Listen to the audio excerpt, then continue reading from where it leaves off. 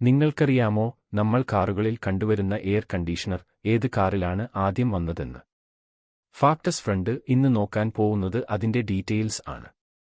കാറുകളിലെ air conditioning (AC) കണ്ടുപിടിത്തം സാധാരണയായി American ആഡംബര വാഹന നിർമ്മാതാക്കളായ പാക്കാർഡിനാണ്.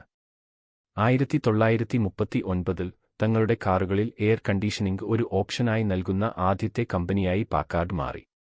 ശീതീകരണ ഉപകരണങ്ങളിൽ വൈദഗ്ധ്യമുള്ള കമ്പനിയായ ബിഷപ്പിന്റെയും ബാബ്കോക്കിന്റെയും സഹായത്തോടെയാണ് ഈ സംവിധാനം വികസിപ്പിച്ചത്. എന്നിരുന്നാലും, ആദ്യകാല കാർ എയർ കണ്ടീഷനിംഗ് സംവിധാനങ്ങൾ വലുതും ചെലവേറിയതും വളരെ കാര്യക്ഷമവുമല്ലായിരുന്നു. 1950കൾ വരെ കാറുകളിൽ എസി സംവിധാനങ്ങൾ കൂടുതൽ വ്യാപകമായിരുന്നില്ല. ക്രിസ്ലർ പോലുള്ള മറ്റ് നിർമ്മാതാക്കൾ കൂടുതൽ ഉപയോക്തൃ സൗഹൃദവും താങ്ങാവുന്നതുമായ പതിപ്പുകൾ അവതരിപ്പിച്ചു.